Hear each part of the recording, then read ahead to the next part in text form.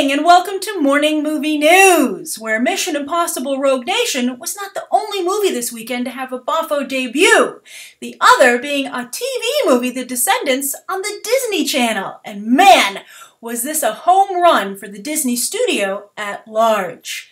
Not only is The Descendants the #1 TV cable movie of the year to date, but it had a bigger audience than the debut of the original High School Musical a few years ago, also on the Disney Channel. And we all know what a monster brand that became. So we're going to first discuss the business aspects of this success for Disney, and then I'm going to give you my review of The Descendants because I was one of those people who tuned in on Friday night. How many people tuned in on Friday night? Well, 6.6 million people tuned in to watch the show live when it debuted on the Disney Channel. And then there were an additional 1.4 million viewers via the Disney Channel app, so they watched it via streaming. And what Disney did was they actually made The Descendants available a few days earlier on that app, which is basically their version of HBO Go. So if you miss The Descendants, what you can do is you can either watch it right now on that app if you get the Disney Channel, you just have to enter your cable provider like you would for HBO Go, or just check your local listings because I'm sure that they are going to be re-airing The Descendants multiple times because, again, they really want to build this brand for sequels not only on TV, but with this kind of a strong turnout, perhaps you might even see The Descendants jump to the big screen just as High School Musical 3 did. And it not only did well with people watching the movie. By the way, High School Musical had 7.7 million viewers, but streaming wasn't something that was done at that time, simultaneously, that you could either watch it when it aired or streaming. You had to watch it when it aired. But anyway, that combined audience for The Descendants, the 6.6 and the 1.4, is bigger than High School Musical 7.7. But also the soundtrack did very well for Disney. It was the #1 soundtrack on iTunes over the weekend, and then just of overall albums, it was at #2. So big hit. So what is it about? Well, it's another way for Disney to make money, to capitalize off of their fairy tale brands and to further expand the live-action universe. Like, of course, for decades, since the very first Disney animated film, Snow White, fairy tales have been a goldmine for the Disney studio and the animation department. But they're finally, using it in other areas, not only live-action films, but here you can see them utilizing it with the Disney Channel, and I think quite effectively. Again, I really like this. But they're tapping into everyone's interest in exploring the Disney fairy tales and breaking them down, reinventing them, and that's very much what's done here in The Descendants. Oh, and by the way, it has the same director as High School Musical, Kenny Ortega. So I think that what's going to happen is it was also very cleverly released. Basically what they did was they released it in the summer when everybody's out of school so everyone can enjoy it. And then I'm sure, and just in time for Halloween, which of course plays in very well with the villain theme, it will be available to purchase or stream as you would whenever anything's released on DVD. So it's a very good business strategy, not only in terms of, capitalizing on the popularity of fairy tales right now, live-action fairy tales, but also in terms of the release strategy. So you really show Disney firing on all cylinders and why they have such good synergy at that studio. So as for my review of the movie, when I tweeted that I was watching this on Friday night, a number of you were genuinely shocked that I would spend my time watching this. And I even had some of you say, oh man, some little kids I know had this on and I left the room, it looked so bad, or I just was not going to watch that, it just looked horrible. And let me tell you, just to give you some perspective, I've seen all the High School Musicals, but I was never really a big fan of High School Musical. I thought Zac Efron was very talented. I liked Ashley Tisdale as well, but it was never anything that I was particularly enamored with. But I like this, The Descendants, much more. Partially because of the fairy tale angle. I think it's very well utilized here. Basically, the setup is that this is a world where all the fairy tales coexist together. A lot of you have been asking for a shared Disney fairy tale universe. Well, you get it here. And all the villains have been put on this island and removed from the general population. They're in exile. But the Belle and Beast, they're the rulers of this kingdom. Their son, Ben, is becoming the king, and one of the first things he wants to do is to give a second chance, or really a first chance, to the children of these villains. So he invites 4 of them to come to the high school where all these fairy tale children go to school. And they've removed a lot of magic from the land. It's basically just like a really nice, posh, upscale neighborhood. And so they bring in these like troubled kids. So that's a really great subtext to the film, you know, underprivileged children not being judged by, you know, the unfortunate things that have happened or choices their parents have made. So I thought that was really great. It's also a very diverse film. And I really like the way, again, they played with the fairy tales. Like, for instance, I don't want to give too much away, but one of the great things is that, you know, they make a point of saying, well, of course, the Belle and Beast's son would be open to seeing the good in someone who seems evil, because isn't that what Belle did? You know, the Beast seemed like this horrible monster, vicious monster, but she was willing to look deeper. So why wouldn't her son have the same quality? So I thought that was really good. I also thought that the acting was particularly good from not only Ben, but the 4 villain leads. I thought they were excellent. And I also thought that the way they showed like evil in high school, I thought really was appropriate, and you know, they didn't shy away from these kids being a little bit bad. I also liked the lessons that all the villains learned, you know, about, well, I don't want to give too much away again, but teamwork and the importance of being good, and, you know, well, again, I don't want to give too much away, but I think that there are very good lessons learned in the context of the film. So I think it's definitely worth watching. I also thought the music was very good. I liked it much better than the soundtrack for High School Musical, any of those films. I liked the opening song the best, and I also thought that their version of Be Our Guest was a lot of fun. And I think it was a little bit of a preview of how they might play with that material with the live-action version that's coming up in 2017. But I really just thought it was a very well-done movie, and I definitely think it's worth watching. For anyone, but also especially if you know any young kids, I think that they would really get a lot out of it. I think that, you know, it's not too saccharine, it's not at all after school especially, but at the same time, you do learn the lessons you're supposed to learn from watching that kind of material. So I see a lot of value here, and I definitely see the story continuing. And again, very talented group of people associated this in front of and behind the camera. So I would like to see this revisited. They teased at the end of the movie that, of course, the story will continue, and I'd be curious to see how they decide to do that with another TV movie, or if they'll jump it immediately to the big screen. They have a pretty good budget for a TV movie, but I think they could really do some special stuff if they had a big screen budget. But I thought it was a lot of fun and really some quality Disney storytelling. But I'm curious, did any of you watch it? What did you think of it? And I really do think that you should give it a chance, even if it seems like something you wouldn't like. I think you might be pleasantly surprised. All right, so that's the first story of the day, an unlikely success, and something people are definitely talking about. And the reason I put it on Morning Movie News is because I think very soon this will be something that is in the movie sector. Now for the second story of the day, this is the Gambit situation, where a deal was finalized over the weekend, and a lot of trades were reporting on this being a non-story, and that the rap leaking the discord in negotiations, you know, really was something that, you know, why do that? I mean, there's always some contention when people are putting a deal together, and I still believe that it was leaked by either side to try and make sure a deal was closed. I think that we were used in the negotiation, and we played right into it. But anyway, we got what we wanted, at least what I wanted, and I think some of you as well, and that's Channing Tatum is Gambit. He will play the character, but we did get a little information about what the sticking points were in the deal and why it was a little harder to close than I'm sure both parties would have liked. But I do want to say that I think Channing Tatum is going to make a fantastic Gambit. I think his interest in the character is really commendable, and I think that's going to go a long way in making sure that it's well done. Also, the Magic Mike films, you know, while the second one I think isn't as good as the first, there's some real quality there, and I think that Channing Tatum is a pretty darn good producer, and I think he's going to do a very good job with this, and he is producing this film. But so what were the problems? Well, it was announced that they were having a problem deciding on his back-end participation. You know, that was a little bit hard to find a number they both were happy with. And then also, they really want him to be the new Hugh Jackman to the franchise. They want his Gambit to appear in a lot of the movies for star power. And I can understand that, because when Hugh Jackman leaves, he will be the biggest name in the films. I mean, Michael Fassbender, yes, and James McAvoy, yes, but they need, I think, one more. They need that, like, Hugh Jackman. I mean, I was going to say sex appeal, but Fassbender and McAvoy are certainly very sexy, but they need that the good old boy, you know, rugged kind of character that is a little bit, you know, the bad boy. And I think that Magneto and Professor Xavier are a little bit straight arrows, and I think that you want, you know, I think that Gambit has a lot of the same qualities as Wolverine. And so I think that I can see why Fox would want him to be the new, you know, anchor for the franchise. And I think Channing Tatum is definitely up to it.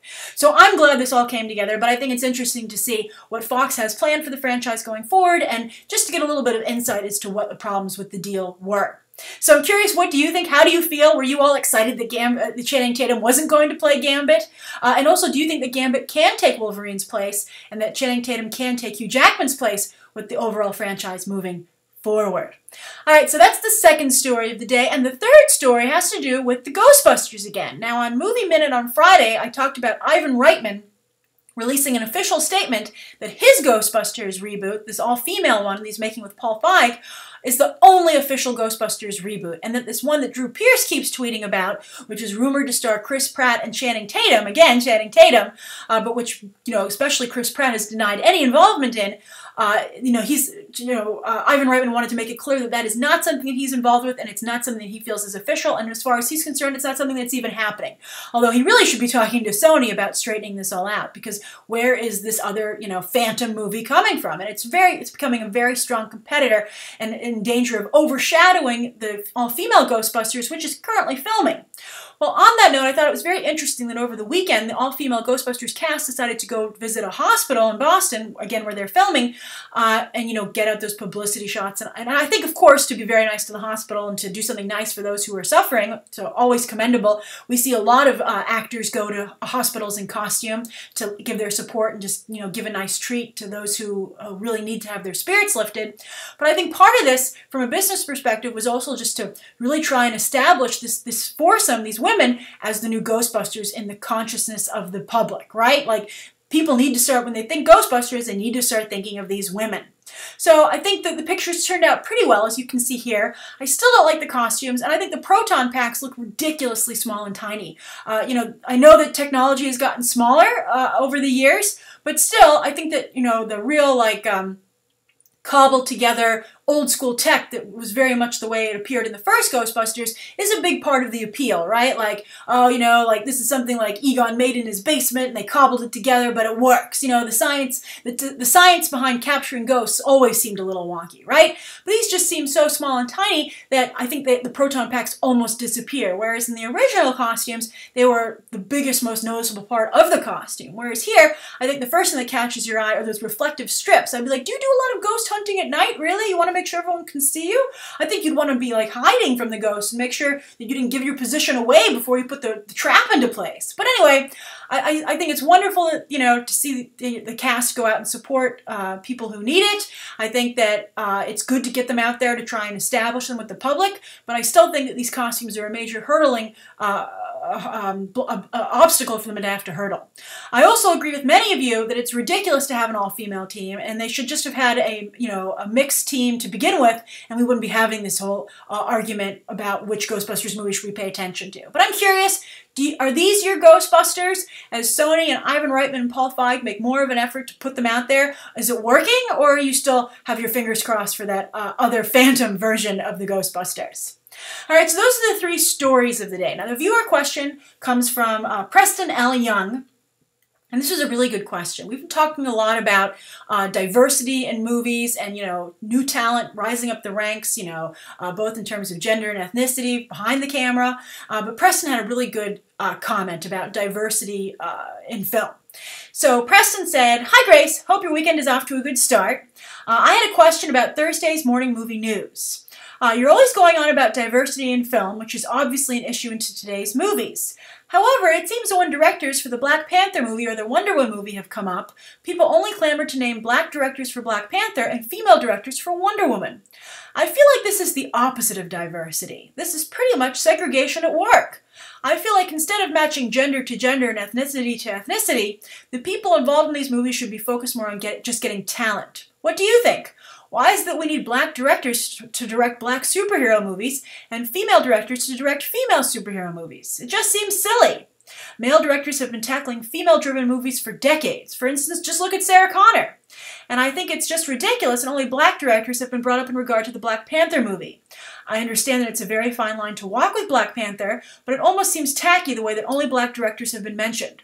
What do you think about all of this? I don't think we should be making movies about women just by women, any more than we should be making movies about black people just by black people. Seems like people are subconsciously separating African Americans and women from, finger quote, mainstream filmmakers. That's not diversity. I love the show. Keep up your amazing work, and I imagine that I have sent you all the smiley faces in the world with a warm hug. Sincerely, Preston L. Young. Great question, Preston. And I think that you really hit the nail on the head as to something that is keeping true diversity from coming into Hollywood. I think that the reason that you're having black directors for Black Panther and female directors for Wonder Woman is that it's a safety net for the studios. If somebody doesn't like the way it's depicted and when the movie comes out, they can say, well, you can't get angry because the person in charge was the exact same demographic as being represented by the movie, right? Like, you can't get angry with the way Wakanda or Black Panther is depicted because a black filmmaker did that. So they obviously have their stamp of approval. Same with Wonder Woman. If you don't like the way Wonder Woman is portrayed, you can't claim it's because a male director didn't know what he was doing or didn't get the character, because this was a female director and so she gave her stamp of approval. She signed off on it. It's just a super safety net from studios that are clearly very nervous about these properties, as they should be. I think if they get them wrong, it's going to be a major problem. People are going to pounce on them and really attack them. However, as Preston himself pointed out, male and white directors have done a wonderful job with female characters in the past. Not only is there Sarah Connor, but Ellen Ripley, Hit Girl on Kick-Ass. I mean, and also my favorite example, Francis Lawrence on the Hunger Games films with Katniss Everdeen. Really fantastic director. And I also think that if they were to get these bigger names who are more established and have fan bases all on their own, I think it would make these movies, it would help them in terms of broader appeal, right? And when you double down in front of and behind the camera on just one demographic, it makes it seem not quite as inclusive as I'm sure all these movies want to be. So if you have more of a diverse group of people working on a movie, I think it helps get a more diverse group into the theater. Also, if you would have a little more diversity behind the camera, I think that you wouldn't have to maybe have it so much in front of the camera, right? I think we all fear too strong a male character in Wonder Woman and too strong a white character in Black Panther, right? To try and offset the lead. I mean, these have to be legitimate leads in their own films. They should, of course, have strong supporting casts, kind of like reverse diversity. Just like films that have white leads try to have diverse supporting casts, the same has to be done here. But I do agree that it's just very short-sighted. But again, it's not short-sighted. It's a safety net. It's security. It's a way to get themselves out of being blamed for any mistakes that might exist with the movie. Now, it's a huge risk for the talent that's coming on board. Patty Jenkins with Wonder Woman and whatever director eventually signs on to Black Panther, because if they make a mistake, then they've almost betrayed their demographic. If things fail, but the buck will stop with the director instead of with the studio, or at least that's I'm sure how the studio would like it to go down. But I think moviegoers are a little too savvy these days to fall for such a trick. But I do still believe that that's why they're doing it. They're like, oh, well, Patty Jenkins will have a great idea of how women should be portrayed.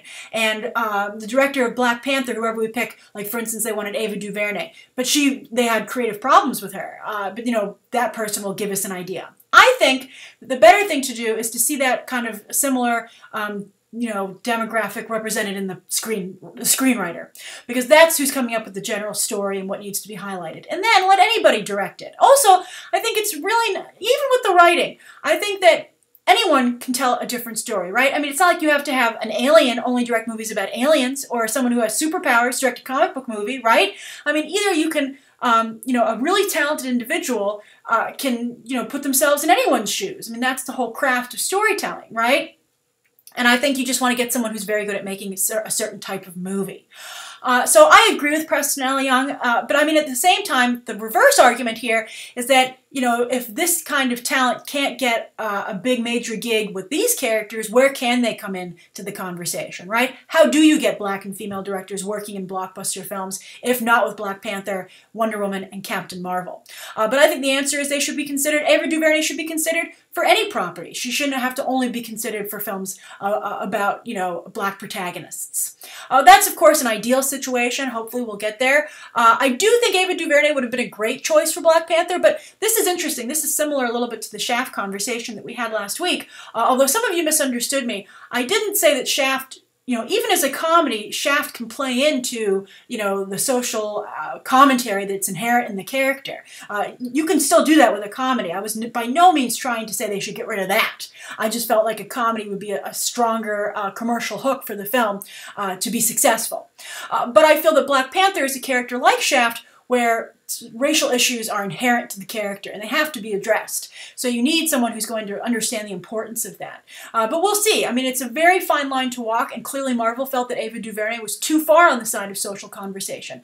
And the business world, those kind of discussions are very real, and casting the widest net for audience appeal is also very real. I don't want a feminist Wonder Woman either. I'm very worried about that, and it's one of the reasons I was so happy that Chris Pine was cast in such a large role as Steve Trevor, and they guaranteed they were going to increase his role and give him a lot to do. I think that's very crucial as well. I think bottom line, I don't think anybody wants a movie directed just at one demographic, right? I think it's a lot less fun to finally get your superhero that you've always wanted or your character that really represents your demographic and then find that no one but you goes, right? I mean, I think it would be pretty sad if, for instance, we were all excited, those of us who are really excited about having a really strong female superhero like Wonder Woman, it'd be pretty sad if we went and only women went to see the movie, right? It would be like, where'd the party go? We want everyone to love Wonder Woman and have a good time.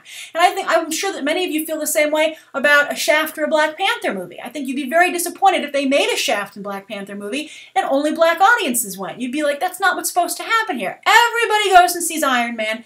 Everyone goes and sees James Bond. Everyone needs to go and see these properties. And I think that that's the bottom line that everybody should be working towards.